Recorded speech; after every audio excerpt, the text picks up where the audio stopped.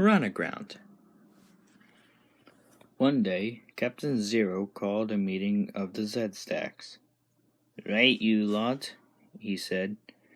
"We're not doing enough business, so get out there and find it. I don't care how you do it." Zorn scowled angrily. "It's those rotten star tugs that are the problem. Bunch of creeps. The lot of them," he muttered to himself. Then he had a great idea. An evil grin spread across his face, and he looked around for someone to help him. "Come here, Zug," he shouted. "Yes, Zorn? What is it? Have you got a job for me?" said Zug, steaming up beside the head of the Z-Stacks. "Aren't we clever this morning?" sneered Zorn. "Listen carefully and do exactly what I tell you." Later, Zug found Big Mac in the harbor. He was very scared of the big tug and tried to sound calm as he said, Hold on, Big Mac.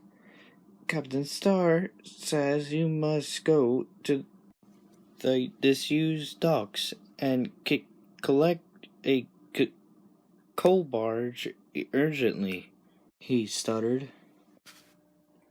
Big Mac frowned, and Zug gulped nervously. Big Mac wasn't convinced. "Humph," he said. "I'll telephone the captain on my way in to check." But then he met Hercules, and somehow the telephone call was forgotten. "Oi, Sunshine!" yelled Zorn later. "Big Mac needs some help at the disused docks. Can't think why he'd choose you." "Oh, right. I'd better report back to the Star Pier first, though," said Sunshine. "Well, if you can't be bothered, I'll send one of my tugs down there," cheered Zorn. Zorn and Zug sniggered together. "With Big Mac and Sunshine busy at the disused docks, those star tugs can't steal all our work, and we'll make money instead," said Zorn. "Who's next?" asked Zug. "Shall I tell Warrior he's needed at the docks too?" "Warrior? That clumsy oaf?" hissed Zorn. "Oh no, we can leave him to mess things up for the star tugs on his own." Warrior was the clumsiest tug in the harbor. He tried to help, but when he was around, things had a habit of going wrong. Much later, Sunshine and Big Mac came into the harbor looking very angry. "Sorry, Captain, we were tricked." "When I find that Zorn, I've told you tugs before. I'm captain here, and I give the orders." Sunshine hated laying the captain down. "Never mind this time, Sunshine," said Captain Star. "Remember, though, Lily Lightship needs an urgent oil delivery first thing tomorrow. She's very low, but she's got enough for tonight. She'll need it with this storm coming up." But out in the estuary, Lily was in big trouble. As the rough sea tossed her from side to side, her last drum of oil fell over and slithered into the sea. The oil left her light burnt out. Then there was darkness. "How terrible," said Lily. "What shall I do now?" The weather got worse. A huge freighter making its way up the estuary looked for Lily's light to guide her past the rocks. Desperately, Lily sounded her foghorn in warning. But the strong winds carried away the sound. The freighter slid onto the rocks with a horrible crunch and keeled over to one side, completely stuck. A little later, Zug saw the red light of distress signals in the sky. "I'd better go and see what's wrong." Zug found the stranded freighter and sped back for help. "Zorn, listen," he spluttered. There's a freighter in the estuary, stuck on the rocks.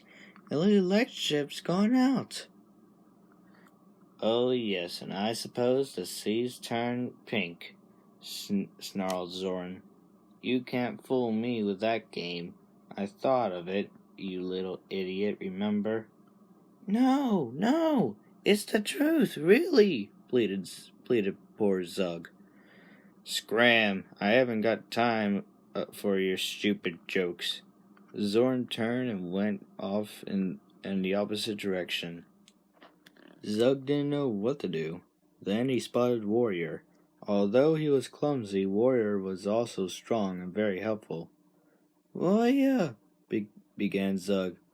What is it, Zug?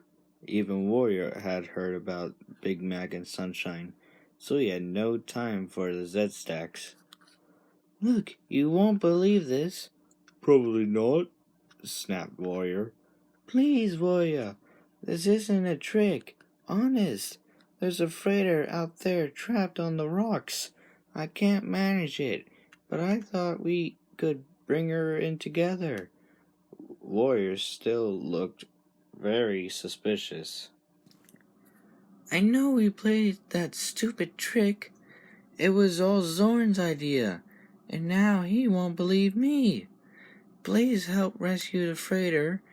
It'll be your salvage. All right, Zug, I'll do it. But if this is another trick, you'll be sorry.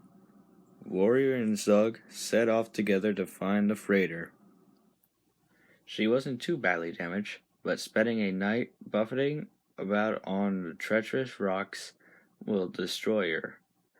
This is going to be tough, said Warrior. He revved his engine up to full power and pushed with all his strength to get the freighter off the rocks. Zug helped to steady her as she listed in the water. Hold on, Zug, while I connect a line, gasped Warrior. Slowly, very slowly, Warrior and Zug brought the freighter into the harbor where she could dock before being taken to Lucky's yard in the morning.